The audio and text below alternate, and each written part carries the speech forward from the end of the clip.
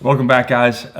It's been taking me a little bit of time to get this up. I was supposed to have it up on Friday, but I was traveling and I was working with Kirk. I was in Oregon talking to 100 chiefs, police chiefs in the state of Oregon about leadership, and what a wonderful experience. But I was traveling and I didn't want to rush this, and I wanted to spend some good time and answer these questions because there's some really good questions out there.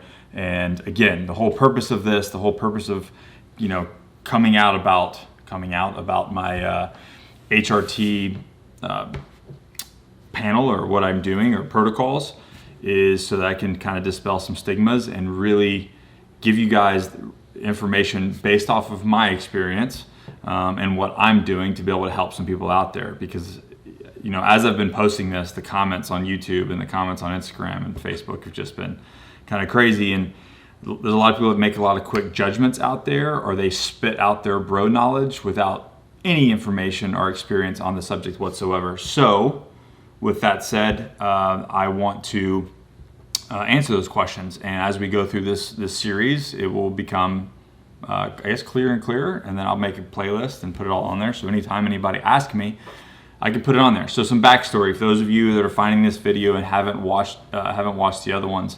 When I left Special Operations, I was experiencing some symptoms without me really knowing. I met a friend. He said, "Hey, I think that you've probably got some low T issues.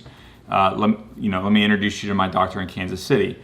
And he did, and I got tested, and it was like a 190 or something, which was like for a 31-year-old male to have a 190 testosterone level is absolutely insane. And so I got back up, and it changed my life. Health, fitness, mental. There's a million things that was going on with it, and it was it was a lot better. I came off of it because me and Miss Capper decided to have a baby, and I had to have a surgery, which means I needed to come off testosterone because it does make you sterile. Yes, there are ways with some medicines to kind of keep that process up. But for me, it was just the best bet to come off, get as healthy, get them as producing as much as possible so we could do the surgery and get those out, and then me to get back on it. And that's what we did. I came off for 8 months. At the 8th month mark, I had surgery. It was successful. They retrieved 1.5 million sperm. And then this week, we'll be doing an IVF update on that process. So without further ado, let's get into it. The first three actually is Mr. Josh Hansberger.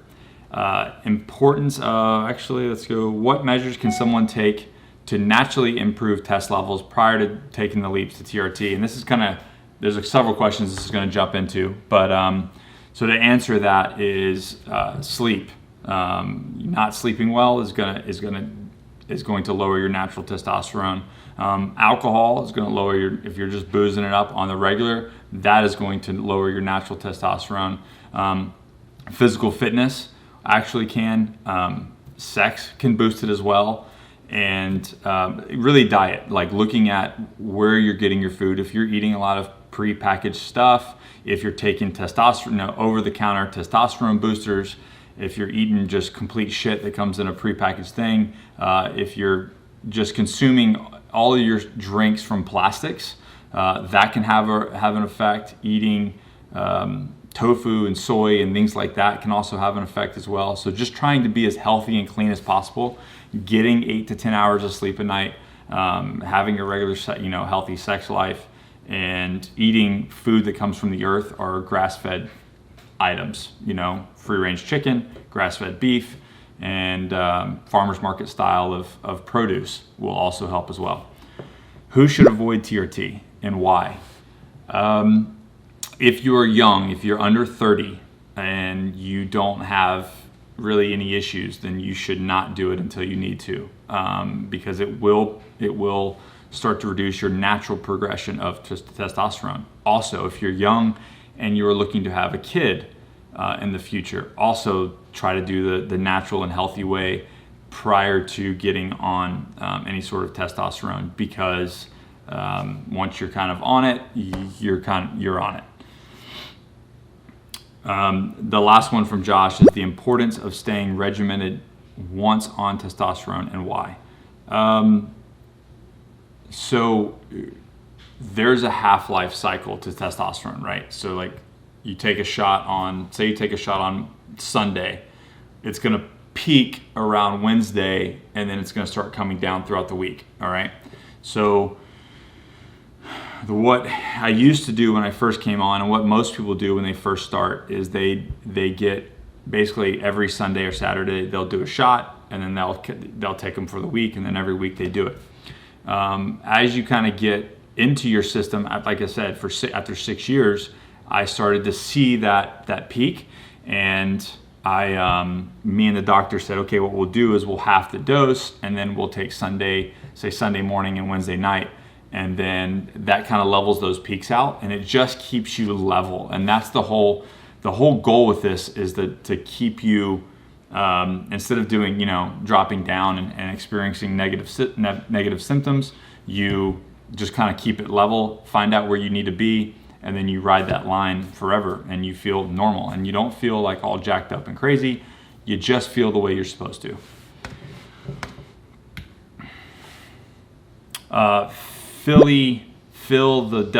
Philadelphia says, I'm 48 years old. I want to know if there's an alternative to needles, HRT tier. I fear needles. So that's one. Yes, there's all kinds of gels, there's pellets, there is other things other than needles. My personal preference is they're not as effective. But a lot of people have seen a lot of great results in them. If you have needles, talk to your doctor, go that direction. Most doctors will start that direction and work your way up to injections, if it's a necessity. So typically what they'll do is like the underarm gel, and then we'll see how that goes. If you start feeling better, and if your symptoms stay the same, then they'll up it. And now they have actual pellets where they inject you a pellet for 6 months and it dissolves. So, will therapy nullify anxiety and sexual disinterest? Those are symptoms that it can help with, and maybe there's something else that is at play here. But absolutely, if you have those symptoms, and those symptoms are being caused by low testosterone, then yes, they will help.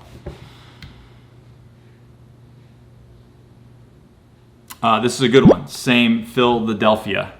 Same question. As far as TRT in relation to heart attacks and cardiovascular disease, prostate, all of these things that the mainstream says that testosterone or steroids causes, that is absolutely not the case. What you see in people that are taking testosterone, especially in like the professional bodybuilding world, that they just get ginormous. They get 4 times the normal size of a man. You have to look at what that's doing to their body. Has nothing to do with the testosterone or the steroids. It has to do with the sheer mass that their body is. This is the reason why you see guys like Andre the Giant, and you see guys that are just born naturally large. Even the guys that are 8-9 foot tall in the world, they don't have a long life expectancy because their heart has to produce enough circulation for that body, and that's a massive amount of work. So it's less about the steroids and what that causes, and what the steroids does to allow their body to get to a certain size and have to pump that. And that's where the problem comes into play. It's not necessarily steroids; it is the mass, the size that you actually get, and the body has to support that. Again, anything over than moderation is not good for you. Like drinking is, it's not bad to have a beer, but having 30 beers a night is a problem. So everything in moderation. Matthew Runge, why use steroids at all? What are the dangers with TRT and long-term use within your normal range and prolonged use? So this is a big thing that people think, I'm going to get on there, it's going to fix it, and then I'm going to come off. This is something you have to work through a doctor. For me, my pituitary gland, forgive me if I'm saying that incorrect, but it was damaged. I mean, I damaged my hormones in the military with a couple injuries, and it just wasn't happening. And when I went to the brain clinic in Dallas, the doc said, hey, let's test some things out. And he's like, absolutely, your Lipton or hormone, something like that. Probably not right. Not Lipton tea, something with an L. You smart guys could probably drop it in the comments, but he's like, this is actually damaged. And he actually asked, how does your orgasm feel? Is it good? Is it bad? And so we had that conversation. He said, yeah, you're probably going to be on TRT for the rest of your life. My doctor has been on TRT for 40 years. He's 75 and he's cruising, man. And he is for a 75-year-old man, he is sharp and healthy, and it's impressive, and I hope to be there at 75. Hope that answers your question, Matthew. Okay. Coach Marlon Carson has asked, what kind of performance effects do you notice from TRT?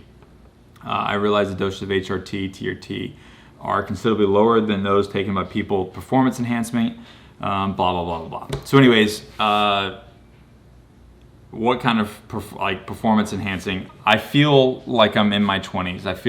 I just feel normal. I feel like when I'm training, I get the results that I did when I was in my late 20s, kind of what I felt like was my prime. On it, this last 8 months, I got the experience of being off. And like I said in some of the other videos, I would do a calisthenics workout and then I would be sore for 3 weeks. And when I mean sore, I mean like wouldn't be able to walk and function for 3 weeks. And that's when I started to taper down my training. You really can't make progress in the area of performance if you're not recovering. And that was the biggest problem for me, is just I simply could not recover. No matter what I was doing, physical pain and just being sore was overwhelming. And that's the biggest thing that I've seen with coming back on, is it was almost immediately I'd do a workout, I'd be sore for a day, and then right back. That body part would be sore for a day, and I'd be able to train another body part or that body part in 2 days. So again, you look at the symptoms. If that's recovery is a big telltale. If you're not recovering, get yourself checked.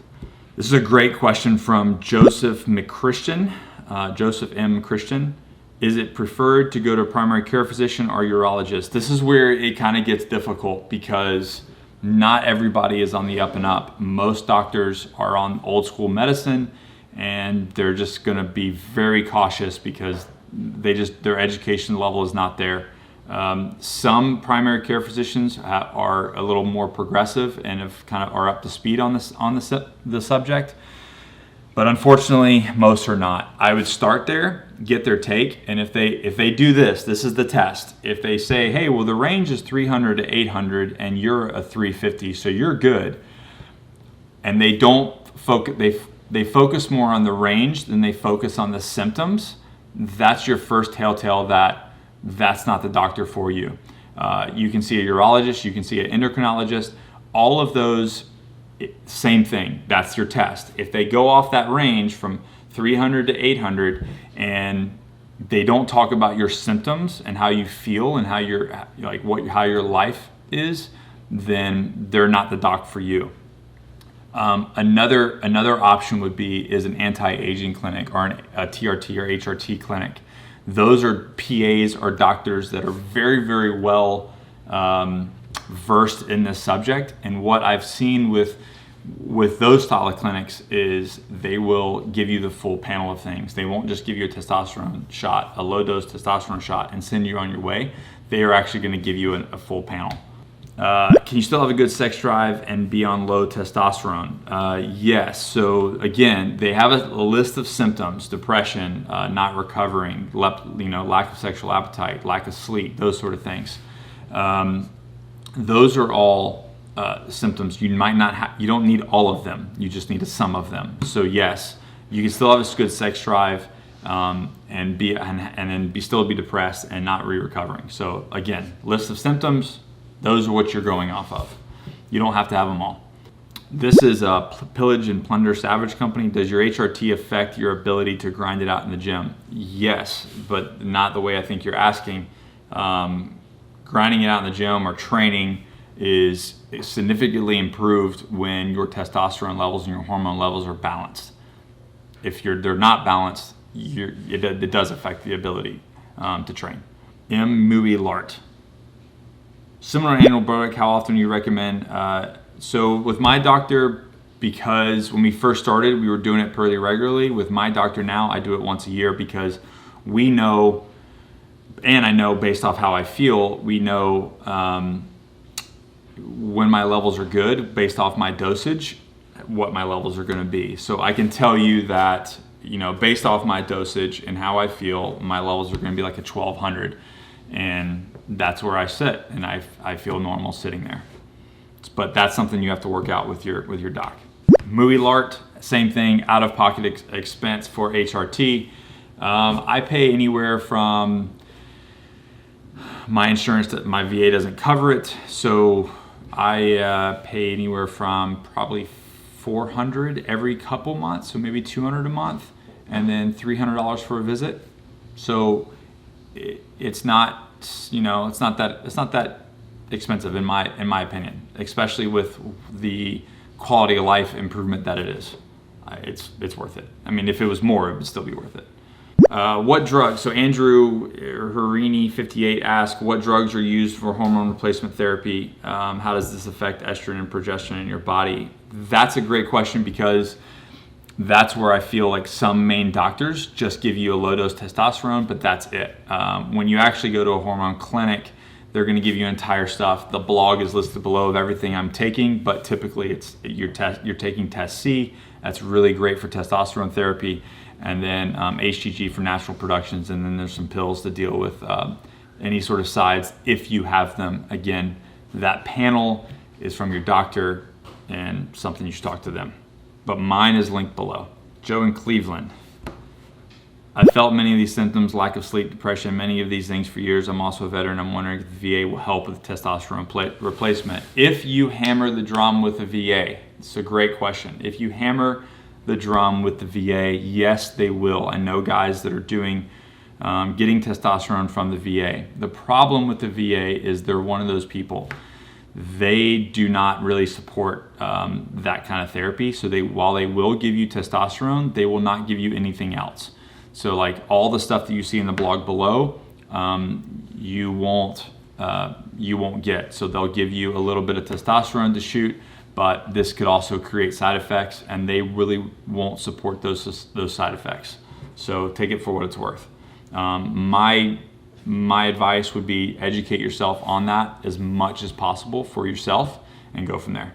Blaze Lefshin said, would it be a good route for a firefighter or anybody in the fire service? And I'm gonna say anybody in the first responder or military. If you're experiencing these symptoms, 100% go to a doctor, get checked.